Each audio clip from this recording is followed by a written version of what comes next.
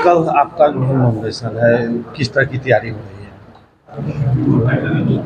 Newspaper में और Facebook या फिर बाकी जो सोशल मीडिया है उसके माध्यम से, जैसे आप भी हैं उन्हीं मीडिया में आप भी हैं, उन्हीं के माध्यम से प्लस फ़ोन के माध्यम से हर मित्र और हर सोचचिंतक को मैं एक संदेश देना चाहूँगा कि अगर आप बिहार में बदलाव चाहते हैं, अगर आप चाहते हैं कि तिरहुत स्नातक क्षेत्र में जो पहले से चल रहा है, जो धांधलियाँ चल रही हैं, जो शिकायतें हैं कि शिक्षा, चिकित्सा और साथ में स्नातकों का कोई भी भला नहीं हो रहा है, तो डेफिनेटली आएँ। इससे मेरा मनोबल ऊंचा होगा। आपका मनोबल तब ऊंचा होगा जब मैं वहां पहुंचूंगा और आपकी आवाज़ रख सकूंगा।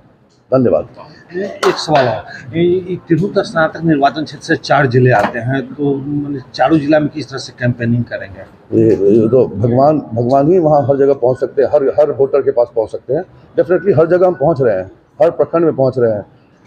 अगले बार में जब ये तो 13 महीने के लिए इलेक्शन हो रहा है, अगले बार जब होगा इलेक्शन जो मात्र 13 महीने के बाद में हो रहा है, तो अगले बार आप ये क्वेश्चन नहीं करेंगे, क्योंकि तब हम हर पंचायत तक पहुँचे हुए रहेंगे। अभी हम हर प्रखंड पर पहुँच रहे हैं और आपके माध्यम से मुझे लगता है कि हर जगह पहुँच रहे हैं। तैयारी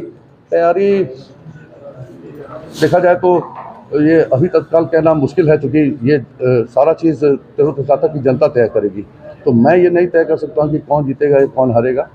जनता तय करेगी। लेकिन जो जहाँ भी जा रहा हूँ, जो प्यार दिख रहा है, जो समर्थन दिख रहा है, या जो उनकी दिक्कतें दिख रही है, जैसे कि अभी घाटी में गया था मैं, तो घाटी में एक जगह गया था, तो वो क्या नाम था उनका?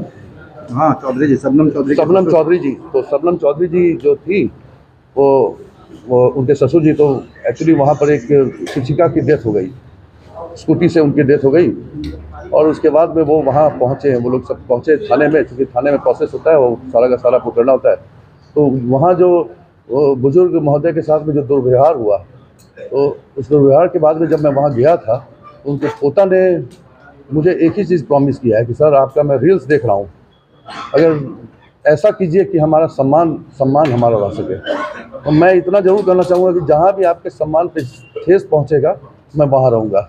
जैसे अभी आज के डेट में देखा जाए तो शिक्षकों के सम्मान पर ठेस पहुँच रहा है। स्नातकों को जो स्नातक है, उनका मनोबल गिराया जा रहा है। 3 साल का कोर्स 5 साल में करवाया जा रहा है। कोई भी स्टूडेंट का कोई कदर नहीं है, कितना भी आप कुछ भी स्ट्राइक कर लीजिए, लेकिन सरकार वहीं की वहीं बैठी हुई है। उन्हें 5 साल का अगर मान लीजिए उनका भी टर्म होता है, तो एक टर्म मोर देन इनफ होता है कि आप स्टूडेंट्स का जो भी दिक्कत है, मान लीजिए 3 साल का कोर्स 5 साल में हो रहा है, क्या आपको लगता है कि अच्छी चीज़ हो रही है? शिक्षकों को आप मनोबल तोड़ रहे हो। 9 बजे सुबह में आप बुला करके 6 बजे से तैयारी चल रही है, रात में घर में 8 बजे पहुँच रहे हैं, 4:30 बजे छोड़ रहे हैं आप उनको। आप उनके लिए सैलरी कितना दे रहे हो? 45,000। कहीं क्या पोस्टिंग है, कहीं पे आप रह रहे हैं, घर में कहीं पे आप खुद सोचेंगे किराए पे रहेंगे, खाना बनाएंगे, कहीं भी रहेंगे। घर से तो साल सब्जी लेकर के नहीं आएंगे, या तो बाइक से आएंगे तो आपकी मौत हो सकती है आपकी जल्दी पहुंचने के चक्कर में। रात में नींद नहीं लिया, मान लीजिए बुखार लगा हुआ है, घर में कोई चीज़ है, आप रात भर उठे रह गए, और उसके बाद में स्कूल पहुँचने की तैयारी में, या तो अगर दूर से आ रहे हैं तो आप एक मौत से खेल रहे हैं। और अगर कहीं घर लेकर के उस स्कूल जहाँ पर आपकी होम पोस्टिंग नहीं होने के बाद में पोस्टिंग हुई है, वहाँ अगर रह रहे हैं, तो आपका खर्चा बढ़ रहा है। तो उस स्थिति में आप शिक्षक का मनोबल कहाँ से आप ऊँचा कर रहे हैं? एक बीमारी आती है अगर मान लीजिए, तो उसी में 15-20 हज़ार खर्च हो जाते हैं। मात्र 45,000 आप सैलरी दे रहे हैं और कह रहे हैं शिक्षक जो है उनको फरमान दे रहे हैं कि अच्छी शिक्षा दो।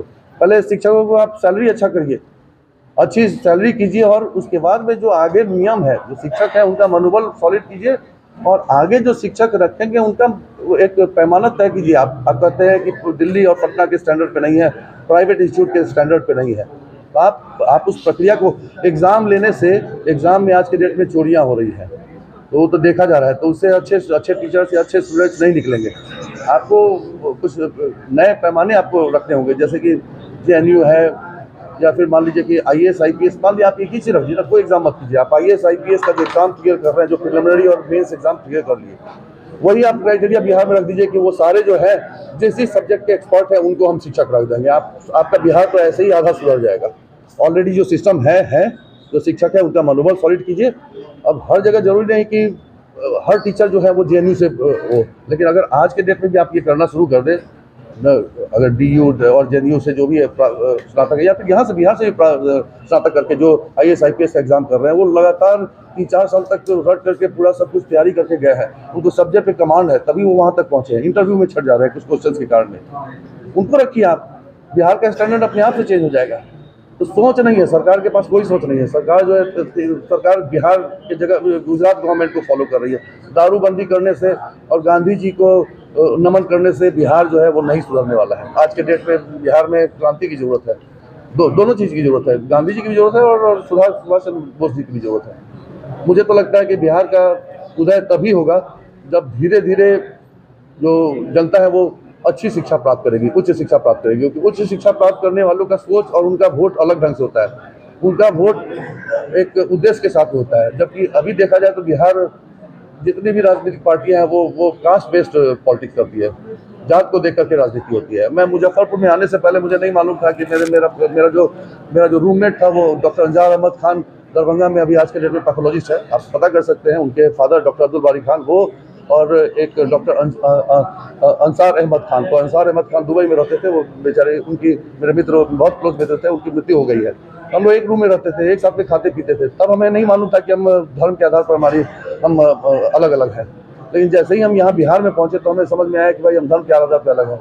यहाँ आने पर जब इलेक्शन लड़ रहे हैं तो लोग बोला जा रहा है कि भूमिहारी कर रहे हो। तब मुझे समझ में आया कि भूमिहार यानी कि कनिंग माना जाता है।